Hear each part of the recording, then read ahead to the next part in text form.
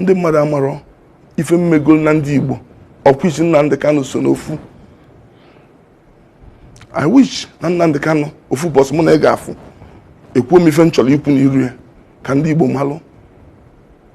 Mụ na ya marakwa mana ọ na-eso m otego sobelu, ọ na-esobu m oge mmelụta na UK. I have certain things mmelu ye kosi na ọ na-eso m asụ ezigbo onye Igbo. Otego ntị iwele ife n'Igbo asụsa ndị Igbo. Ojukwu a na-ekwu taa mgbe a na-enye Ojukwu eso m n'ofu so mụnwa so n'ife m na-agba eme gọọmenti a tile aka na ama m ife mkwulu tile aja na n'ime ya eso m n'onye na-akpụte na n'ime ya. Oge Ojukwu nwụrụ so mụnwa so n'onye izizi land na bịa na London weta ego eji wee kwuo Ojukwu na London £30,000. Akọburu m akọ a ọ bụrụ today ka m tawara afọ a ha ji eji ọrụ Rochas Okorocha ife okwulu oge mụnwa kwadolu na mma kwado na Imo State ọsị aya na ayọ Rochas Okorocha wouldn't have been the governor of Imo State mmadụ tọkọgbọlụ Ifeanyi Ubah Emekofo and Austin Digwe ọ dị na tape n'Imo State Township Stadium. Gọvanọ na-achị Enugu State oge ọ na-azụ oge ọ na House of Reps ka mkpọ ha ma ndị so many ma Emeka ihe dị ọha chi whip je na my shipyard na China. Ọ bụrụ taa ka mmeri ife Igbo ka Igbo nwere onwe fa. Gọvanọ ikpeazụ okezi ikpeazụ a jụọ ya taa without Ifeanyi Ubah na his first tenure nọ na awụ gọvanọ Abia.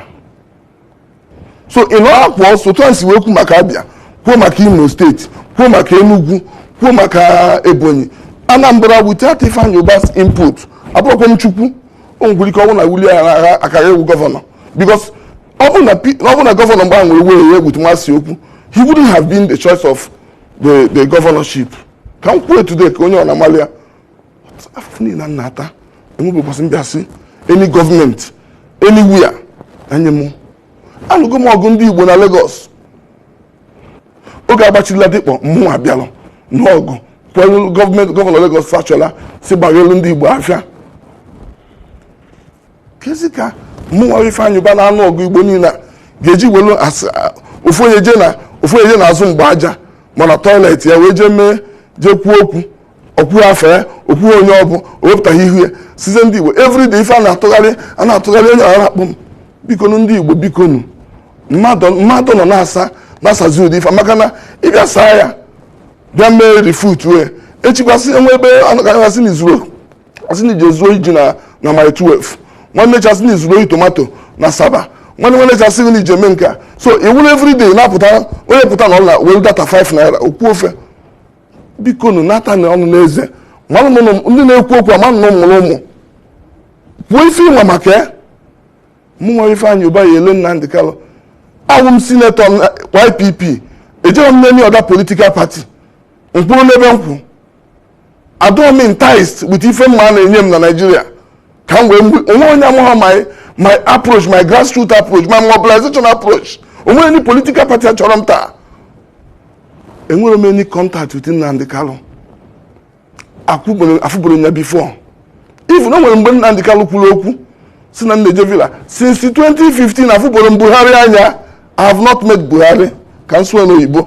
I have not crossed Villa ana m ejebu Villa mgbe Jonathan Goodluck nọ across Bon Villa onwere ife nchọrọ bụ ọdụmma ndị Igbo nzọ ma zọta ha na-akpọ mbe m chukwu dozie m ụmụ m na biko mmadụ eji na awụ m nwoke nwere uche enwere conscience. So at the end of the day even na ya ọ bụ na ife gbasara Nnamdi Kanu Ifeanyi Ubah nwere contact amarọ m enwere ụbọchị m na ịkparụ na fonu enwere ife gbasara ka esi wee jegido ife m na-ekwu okwu ka m si kwu mbụ biko asị onye na-anọkwuchite anya ndị Igbo nwere ndị nwere concerns over the abduction of Nnamdi Kanu na enidili ka akọwalụ ndị mmadụ procedure onwere onye ọbụla bụ mmadụ bụ onye Nigeria onidili protection and iman si na mmadụ bụ onye ori ma mmadụ bụ onye ama unless not convicted ọ bụrụ na na-enwere ka esi wee je nwụrụ ya ka oke ka ọsa n'obodo oyibo ma obodo Afrịka si gwa anyị usoro esi wee je nwụrụ ya. Ịghọtago? Maka na a human life suppose inwe protocols. Asọkwa m na onye mee ife ọjọọ na iwu a ga-ade, mana ịbịa nwụrụ mmadụ ka oke ọ na-enwe protocol. Ọ bụrụ na-eji ime mmadụ arrest, a na-enwe arrest warrant. Ife awụ ife a na-ajụ maka na onye afọ ụkwa nwanne mmadụ. Ọ bụ na hijack si ma na hijack ata m ekwu because of election maka onye nyere m aka echi fe na-ekwu asị onye Igbo onwe procedure ife nidiri ka e wee malụ na-emeghị ọfụma edozie because regime comes and regime go. Do you understand me? And enwere ife adekpuchi afọ ime aka mana biko onye Igbo ọbụla na-ene n'ife m na-ekwu ntị ya dụwa onwe ya abịa n'ụlọ ndị Igbo ọlụ. And enwere onye na-azọ election a nwere 20% ife ndewelu na Igbo. Enwere m collateral, both physical and social collateral. Onwe onye do na-atọchị ndị mmadụ ka m si atọchị ndị mmadụ. Enwere m ife Anambra Progressive convene today over 540 million naira anyị ji alụ 3 hospitals ka ọ dị mma maka health ndị be anyị. So adụm selfless. Anụ na ndị mụ na ha ndị ma mụ mmalụfa mụ na fa na-enwe anyị na-ebikọ ndụ ka nwanne na nwanne. Ife na-ewe ha onye ọbụla igwe ewu kelee ife onye a ji aga n'iru, kelee ife eji pụta na election Anambra steeti a.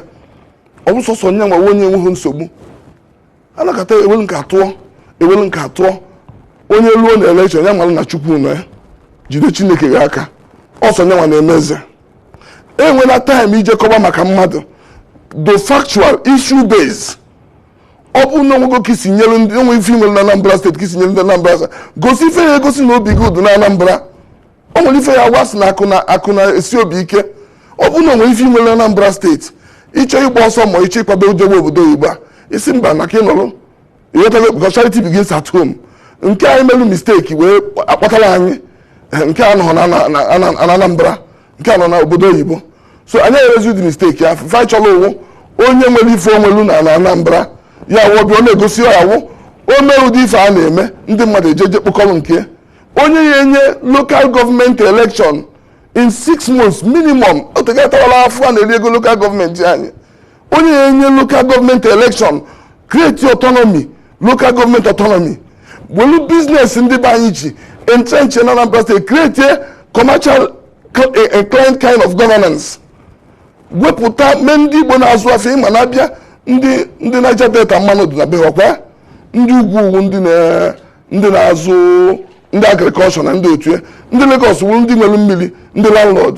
Anyị nwa na-azụ afịa gọọmenti ya ama ife a ga-emelu ndị afịa ka ndị afịa nwebe ka ndị afịa sie ike ndị Igbo sie ike ofu anyị ji aka na Naịjirịa ka ihe pụọ sọpọtụ ndị afịa ka ndị afịa nwebe ezigbo ife maka na the more ndị afịa na-enwe ndị Igbo nọ n'obodo Igbo niile anụ Igbo a na-edozi a na-atajili anyị anya hinne ka anyị ji nwayọọ ka anyị soro onye chọrọ ọganihu ndị Igbo. Pati a YPP pati ndị chọrọ ka agbanwe ife obodo, pati young people both young at heart onkwụ ndị wu ndị okenye mana obi ha obi nwata ndị agha anyị na-atakwalfa mana ọzọ mostly young people, young progressive people ndị chọrọ progress, ndị chọrọ ka agbanwe obodo, ndị ọ na-anụ ọkụ n'obi.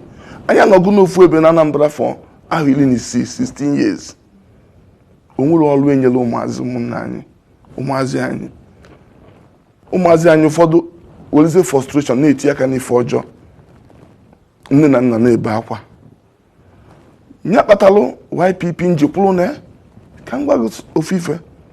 O nwere onye na Naịjirịa nwere ike, politician na Naịjirịa nwere ike ọgụgụdị na Chineke bọtara ya bread wee fuo onwe na Senate olobe akwụlụ n'ofu ebe. Ọsọsọ onye nwere okwukwe na Chukwu, onye mụ ife ọ na-eme, onye mụ ụzọ ọ na-eje. Maka na ndị ọzọ ndị ị na-akpọ na-azọ na pati ọzọ obi esighị ike, ha na-enere anya na pati, mụnwa na-enere anya na Chukwu na mmadụ. Ị na-anya efu na pati anyị wụ aka ji akwụkwọ ndụ. Ị na-anya ife anyị chegidoro wee jide aka ji akwụkwọ ndụ afọ. Ịma na anyị achọgo ndị Igbo ekunitego wee wepụta aka ji akwụkwọ ndụ a gbee mee ọgwụkwa n'isi Igbo na Anambra steeti na Nnewi na be Odumegwu Ojukwu ka pati anyị si wee kuli ya. Nwekwa Ifechukwu na-ekwu maka ya jee cheke jee gbanwe jee na-elegasị okwu ankwụrụ okwu okenye ịghọtalụ.